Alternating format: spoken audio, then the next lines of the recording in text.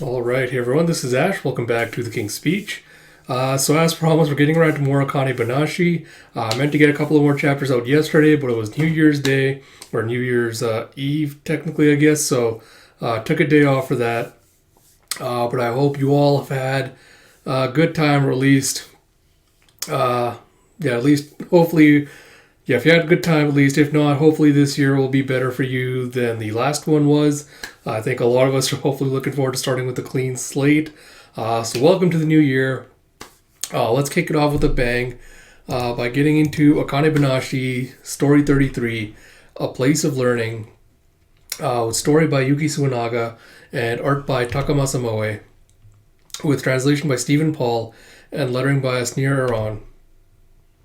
So we have, this is an entertainment hall that offers Rakugo performances 365 days a year.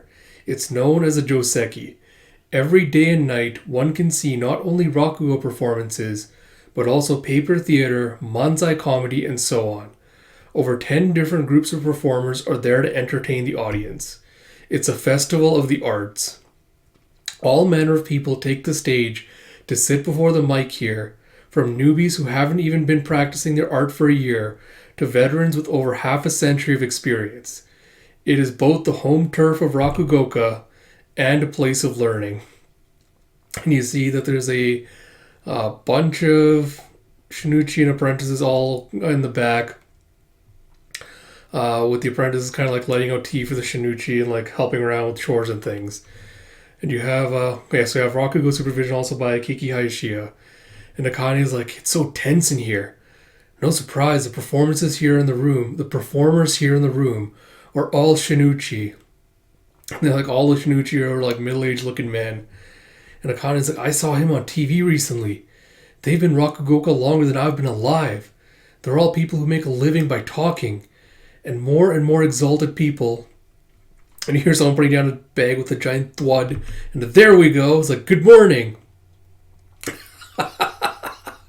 And you see a guy that looks very similar to Akainu from One Piece.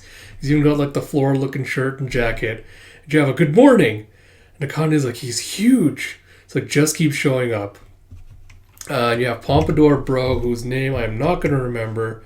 Let me see if I can look it up quickly. Asagao. Goes, stop gawking at every person who walks through the door. In a Joseki like this, performers arrive while the show is going and leave when they are done. The masters come and go on a regular basis here. That's how it is. That's how it is at Yasakate. Got it? Then go. Next act's ending. Go flip the cushion. He's like, yes, sir.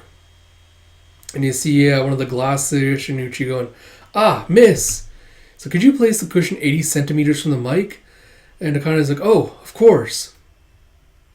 And Akane's like, that's right. It's like, flip the cushion like he said.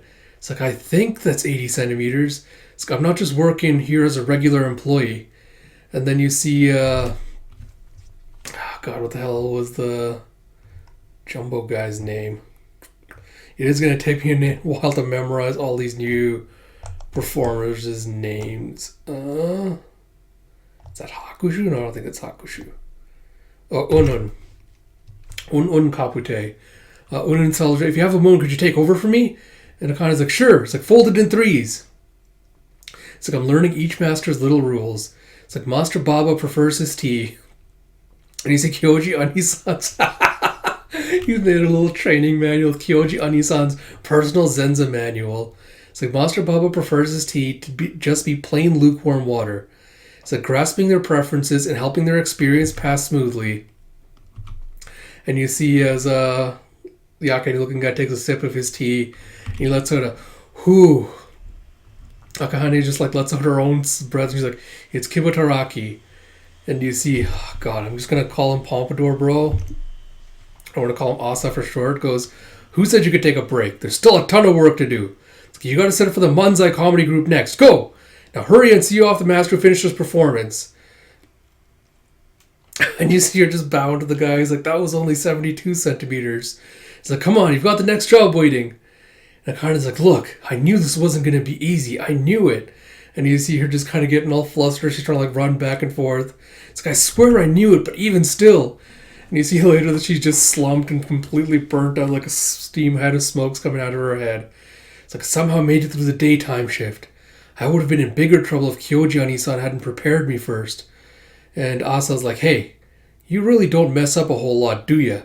She's like, excuse me? He's like, idiot. That was a compliment, not that's. That was a compliment. I've been watching you all day to see if you'd screw anything up. No big disasters at all. It's been a damn good first day, all things considered.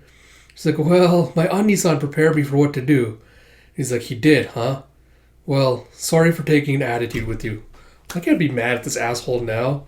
So I guess I gotta admit, oh God, what the fuck? Okay, never mind. It's like, I thought a bit too highly of you. And Akane's like, huh? So keep it up and work like a good little worker. It's like, it'll really help me out and everyone else. And Akane, as she's folding up another one of the mats or the kimonos, goes, did he just say he thought too highly of me? What does that mean? I thought I had a damn good first day. Did he mix up his words? It's like, I know how to fold a nice crisp kimono. And she hears from the outside of the performer going, what do you think you're doing? So that one was a hit with the crowd as you hear a ha ha ha applause. And you see Snake Bro going, I see. That's another way you can add a wrinkle to get laughs. As he's kind of muttering as he's walking by Akane. Oh God, what is Snake Bro's name? I know it starts with the K. Karashi.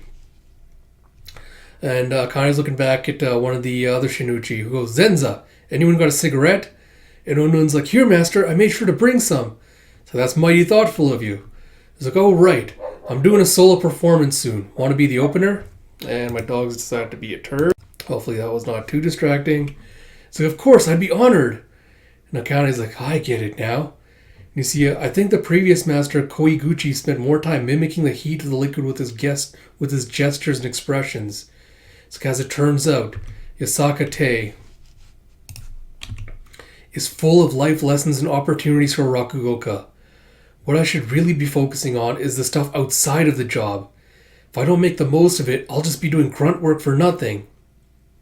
And you hear, I really wasn't sure what to expect, knowing that she has Master Isho trying to promote her, but she's a diligent worker. What a good little girl. Karashi's like, I wouldn't be so sure. I don't really know her that well myself. But I don't think she'll play the good little girl for long. Oh, alright.